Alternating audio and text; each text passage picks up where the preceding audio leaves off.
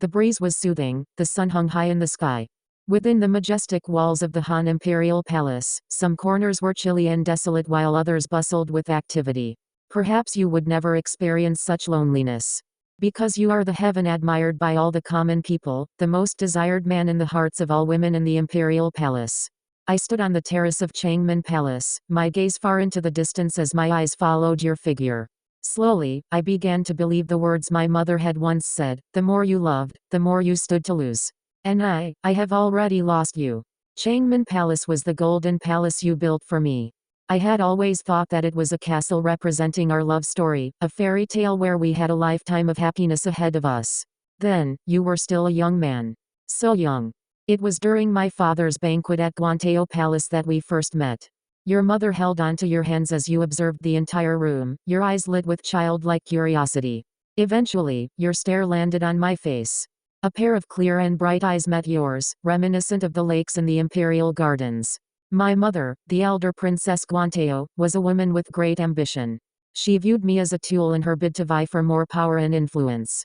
She told me that my face was enough to subdue the hearts of all men. Except, one early morning, my face was powerless in conquering the woman named Li Ji. Li Ji was the mother of the crown prince, Lu Rong. When my mother proposed for Lu Rong and me to wed, I was rejected owing to the long-standing enmity between my mother and Li Ji. If I hadn't been rejected in such a manner, my mother would never have been so angered and humiliated. Neither would she have joined hands with Wang Ji, your mother.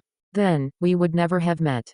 Many years later, as I stood within the cold palace of ᎢℋᎪNN and stared in the direction of ᎢℋᎪNN Palace, I still remembered, that year, you once promised to build me a golden palace and treasure me with all your heart if I gave mine to you. You must have forgotten your words. When you said to me that you wanted to make Wei Zifu your consort, you must have already begun to forget. Everyone said that our marriage was merely a political wedding. Your mother wanted to become the empress while mine wanted me to become the future empress. Together, the two of them schemed and calculated, until they finally succeeded in pulling the crown prince, Lu Rong, off the throne. Lu Rong died a tragic death. He was humiliated and he died with untold grief and injustice. All he wanted was just some water, yet no one within the entire palace dared to serve him a cup of it. When I had gone over, his eyes were still bright and shining. In a small voice, he whispered something into my ears. No one ever knew that Lu Rong's last words to me were that he loved me. He loved me, but he could not. Back then, the real reason his mother rejected my hand in marriage was simply that she could not allow her son as the future emperor to possess love, a weakness. As he said his last words to me, the resentment within his eyes faded away. It was with a serenity that he accepted his death. I cried loudly. The four walls of his room bore witness to my sorrow. That was the first time I came face to face with death. I looked at Lu Rong as his body began to still until there were no longer any more movements. I think it was that day when you held me in your arms. For a long time, you did not say a word. Without question, you were grieving. You had lost an elder brother, even if the two of you had never been on close terms. You murmured that the crown prince should have gone to heaven for he did no wrong. His only mistake was to be too kind and guileless. That day, we sat under an old tree, staring quietly at the moon in the skies. Both of us were unwilling to return to the unfeeling palace. You said, were it not for the fact that you were born within the imperial family, life would have been much simpler. You would have been able to watch the sun rise and set each day, without having gone through the power struggles. Everything would become, at peace. We sat there from nightfall until dawn and arrived the next morning when we were discovered by the palace servants. Not long later, I married you to become your crown princess. I remember that on the day of our marriage, thousands of commoners lined the streets of ᎢℋᎪNN as they celebrated our joining. As I sat within the imperial palanquin, I had a long and beautiful dream. I dreamed that when I had finally become an old woman, you were still the man who held my hands. In my dream, you had also aged into an unrecognizable old man, your face lined with wrinkles. But you smiled at me as you called my name, Aja, Aja. When I woke up, you were standing next to the palanquin. With a soft voice and two eyes filled with tender affection, you said to me, Aja, from now on, you will be my only consort. You brought me to ᎢℋᎪNN Palace. My eyes were greeted with gold, shining so brilliantly under the sunlight. You turned to me and said that you have finally fulfilled your promise, you have built me a golden palace. Without warning, my tears fell. It turns out, the words you had said so carelessly that day were from the bottom of your heart. I asked, why did you still remember? You said that you remembered every promise you have ever made towards me. That you have never forgotten them. You said that I was the only woman you, ᎢℋᎪNN, have ever loved. That I was your only consort, that in the future, I will be the only Empress of Great Han, that you will love only me in our lifetimes. The promises you made then were heartfelt. They were heartfelt, so they were also heartless. In the first place, I should not have treated them as a vow for eternity. Except, we women often thought of things as being set in stone. To you, a promise could be carelessly given, just as a lie could be carelessly uttered. In the end, our love was built on carelessness. In those days, the stories of our love spread like wildfire through the country. Within Great Han, which woman did not envy me, a person who lived within the golden palace you, the emperor, had built for me? Indeed. Just like you, the way you had vowed, you devoted all your love towards me. When you finally ascended the throne, I became your empress. All was well. Except, my mother, the person who conspired to put you onto your throne years ago, continually tried to obtain credit for her achievements. She was arrogant and had been raised as such. She thought that everyone would endure her vile temper and willfulness the way my father had. Countless times, she reminded you of her role in your ascension, demanding for you to treat me well, or she would just as easily be able to pull you off your throne the way she had aided you to kingship. She said these words only to threaten you. But she never knew that what you hated most was to be threatened. Perhaps, this was the reason why you began to distance yourself from me. ᎢℋᎪNＮ Palace was traditionally the place of residence of the empresses of Great Han. Except, I was much more willing to continue living within ᎢℋᎪNN. So, in those few years when I was still the empress, ᎢℋᎪNN Palace remained empty. I did not know how grand or luxurious ᎢℋᎪNN Palace was. I did not care about that, the same way I did not care about my title as the Empress of Great Han. The only thing that mattered to me was you. I stayed in ᎢℋᎪNN Palace only because it was the fairy tale castle which you had created for me. I thought that if I remained within this fortress, our fairy tale would last for a lifetime. Until one day, the bubble burst and another woman moved into ᎢℋᎪNN Palace. Only then did I finally begin to understand just how fragile a man's love could be. It all began in the manor of Princess Pingyang. It was there where you first met ᎢℎᎪNN.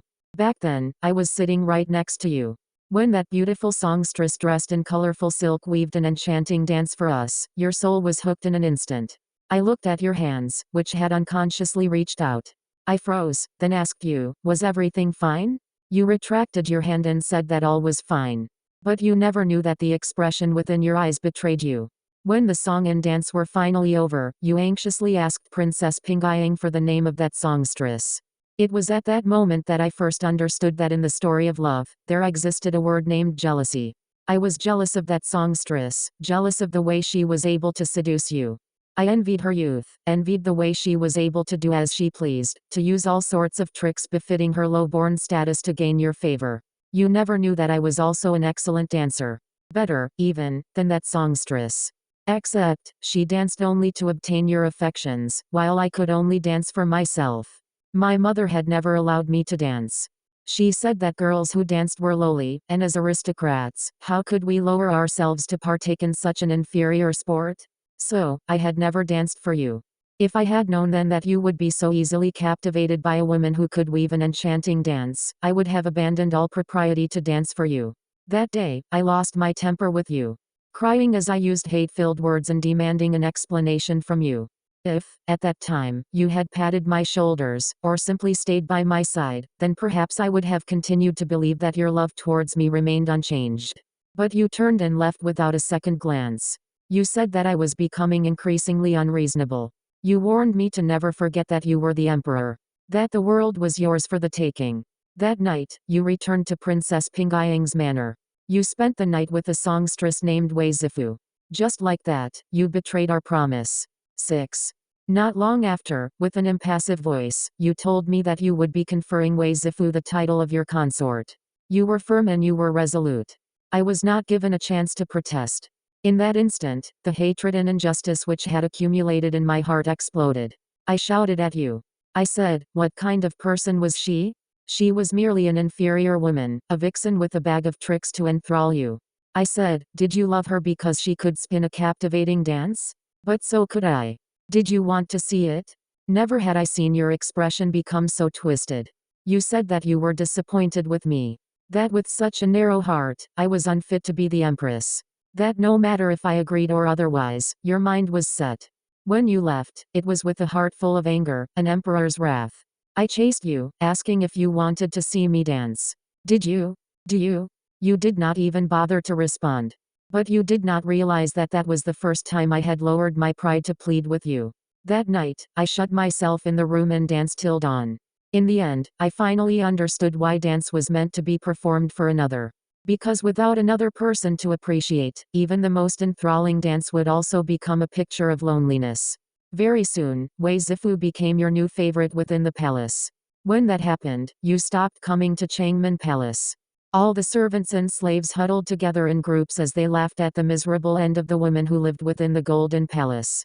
It came as no surprise when the newest topic of discussion was when the woman named Ꭲ⎪ would become the new empress. The 4th year of the Ꭲ⎪ᎪNorszá era of the Han Dynasty. Snowfall.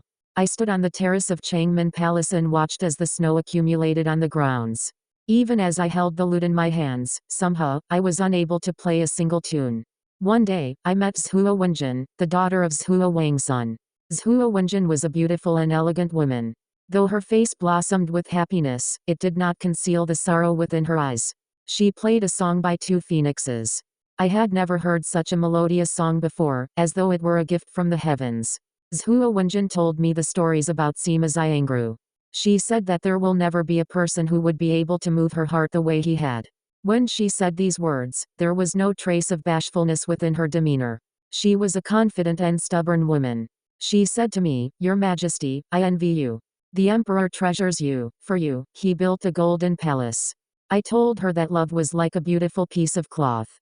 When you wanted to treasure it by hiding it away, it would only hasten its crumple into innumerable folds. The more you tried to hold on to love, the faster it slipped through your grasp.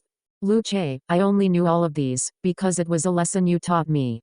Everyone said that Ꭲ⎪ was an easygoing and humble woman, as generous as she was benevolent. Even you. So I never once told you that it was Ꭲ⎪ who framed me for practicing witchcraft. I had been wronged beyond salvation, and you were convinced that I was the mastermind. In the grand arrest which swept across the country, I was seized. Throughout it all, your expression was colder than ice. Beside you stood Ꭲ⎪, delicate and pretty. The 5th year of the Ꭲ⎪ᴪNNJ era of the Han Dynasty. Spring. By the 5th year of the Ꭲ⎪ᴪNNJ era, ᎢℋᎪN Palace had long fallen from its days of resplendence to become a cold palace. The spring which arrived that year brought with it the most bitter cold I had ever experienced in my 26 years of life. You arrived at ᎢℋᎪN Palace, bringing with you the entirety of the harsh iciness of Chang'an City. You said that my heart was as vicious as a serpent's, and I was incapable of benevolence. You said that I was unsuitable to be an empress, the virtuous mother of the country. You announced the decree to depose me. I accepted your scroll from the hands of the eunuch. Slowly, I said to you, if you announce this decree once more, I will accept it. If, you, announced. I thought that silver of compassion would have risen in your heart. Even if I became a disgraced, deposed empress, I would still have a place within your heart. A position that could never be replaced by another. How could you not know that from the beginning till the end, I did not care for that precious crown belonging to an empress? I was only afraid that from then on, I would lose you forever. But I still lost you. You had that one moment of hesitation. I saw the tears in the corners of your eyes. Then you turned your head away. With your back towards me, you repeated that decree once again. I asked, would you still come to ᎢℋᎪN Palace? Would you? That day, for the first time, I danced for you. Yet my very first dance accompanied my abandonment. Your desertion. That day, everyone in the city of Chang'an was crying. The accusations of my dabbling in witchcraft implicated hundreds of people, and you gave an order for all of them to be executed without exception. I heard that at the execution grounds, even the most hardened executioners were visibly struck by the bloodbath. That day, Ꭲ⎪ was named the new Empress of Great Han. It has been a long time since you last visited ᎢℋᎪN Palace. I should not have harbored any hopes, yet I continued to hug my lute every day, awaiting your arrival. As the days passed, I began to wither away. The imperial physicians said that my illness was a sickness of the heart. They were afraid that if this went on, I would. I wanted so much to see you once again. But it was only when I stood on the terrace of ᎢℋᎪN Palace did I manage to get a glimpse of you. From the terrace of Ğanmen Palace, I was able to see the insides of Ğanler Palace. I saw you, staring tenderly at Wei Zifu as the both of you stood within Ğanler. Occasionally, you would look in the direction of my palace, yet your palanquin never once arrived at Ğanmen. Finally, I put my pride down and pleaded with Sima Xiangru to create a poem for me. To use the most sincere words to narrate my heartfelt feelings. Before I wasted the last of my youth and beauty away, I wanted to see you for the last time. The Ode of Ğanmen was Sima Xiangru's gift to me. It propelled him to fame, but in the end, it did not bring you to me. Sima Xiangru told me that you had written a letter to me, promising to meet me in the southern palace at noon the next day. I retrieved the rouge which I had left untouched for a long time and began to draw my face. Beyond the cold palace of Ğanmen, the flowers had blossomed, their colors enchanting. Huge petals, as striking as the red of blood. I waited for a day. You did not arrive. I waited for 3 days. I did not eat and I did not sleep. And you did not come. Later, I heard from the whispers which spread that Wei Zifu had used her child's illness to stop him from turning up. It was clear to all that she had a motive. In every second of her life, she was constantly on her guard to protect the happiness which she had snatched from me, afraid that everything would return to the way it once was. I heard that for 3 days and 3 nights, you remained in Ğanler Palace by the bedside of your prince, your child with Wei Zifu. I heard that Wei Zifu placed your child into cold bath water for over 2 hours, causing him to contract a severe cold. A long time later, I began to understand the value of a golden palace. If Wei Zifu loved you, then her story could only have ended the way mine did. People often said that the limits of love lay in one's ability to endure the fact that the man we loved would have 3 wives and 4 concubines. Wei Zifu managed to tolerate it. So, she accompanied you by your side for 38 years. She could accomplish this because she did not love you. All along, what she wanted was never love. If from the beginning, all I wanted was only the precious throne belonging to an empress, perhaps I would not have lost you as quickly as I had. But I wanted to be your only, just like how ᎢℋᎪNቍ was Sima Xiangru's one and only. I wanted a love like theirs. I was destined to never receive it. Because I had forgotten that I wanted love from a man who could never love me. Later, a great fire broke out within Ğanmen Palace. The blazing fire burned for an entire day. The luxurious golden palace which was once so resplendent was reduced to ashes within a night. I stood there and laughed. Laughed until the tears fell from my eyes. What the fire destroyed was a love that everyone had envied. An empty love, built on gold. Many people gathered around the ruins of Ğanmen Palace. They cried. I saw my mother amongst them, her eyes stricken with anguish. In the years that have passed, the arrogance within her had long been smothered by you, and she had been reduced to a frail woman. My mother clung onto your sleeves, the way any mother would have, crying as she pleaded for death to release its hold on me. She said, "Return my daughter to me. My beautiful, clever, obedient daughter." That day, you were not angered. Even as my mother forgot her status and pulled at your robes in her grief, you were not angered. Because you were as grief-stricken as she was. You fell to your knees on the grounds outside the ruins of Ğanmen Palace. Wei Zifu said, "Your Majesty, don't be sad." She patted you on the back. You pushed her away even as you continued to spiral down the depths of sorrow and unbearable solitude, murmuring feverishly to yourself. You said that you had let Ajiao down. That within this vast palace, the only person who truly understood you were only Ajiao. That all the other women loved you the way they loved an emperor, but Ajiao was the only one who loved you the way she loved her husband. You said, of course, you understood. How could you not have? But you were the emperor, and an emperor was forbidden from loving. Love was a weakness no emperor should have. You said, if there were truly a second life, to let the both of us be reborn as common people, away from the power struggles of the imperial palace. In the end, you did not allow them to close my coffin. With the grandeur befitting an empress, you held my funeral. For a long time afterwards, you remained inconsolable.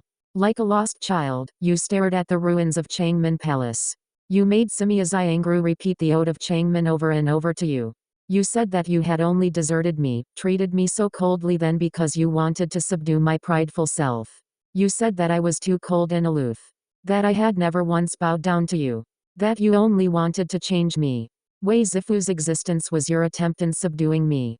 If I had learned to acquiesce with your wishes, you would never have brought Wei Zifu back to the palace. You said Wei Zifu was me. A substitute is compliant with your every wish. You knelt, covering your face with your hands. You seemed to have heard my voice, lingering with sorrow. You turned your head to look, your eyes searching, but you could not see me. As the birds sang and the flowers bloomed, a butterfly fluttered in the skies, gently falling. You never knew that I once flew by your side. That I stopped by your shoulders, blowing your tears away. The breeze was light and gentle. Then, I was only a small butterfly, using the entirety of my life to let you remember a woman named Chen Zhao. The Buddha said that butterflies did not have souls. So, when I transformed into a butterfly with a pair of black wings and limpid eyes, I thought that I would never experience love or sadness ever again. A long time later, I finally withered away by your shoulders. I had flown over the great mountains and the vast seas only for you, to see you for the last time. But the Buddha had never warned me that butterflies were forbidden from longing for their past lives. The price we paid was to be eviscerated, never to be reborn. But even as I faded away, I heard your voice, softly whispering, "In our next lives, let us begin afresh." End of story.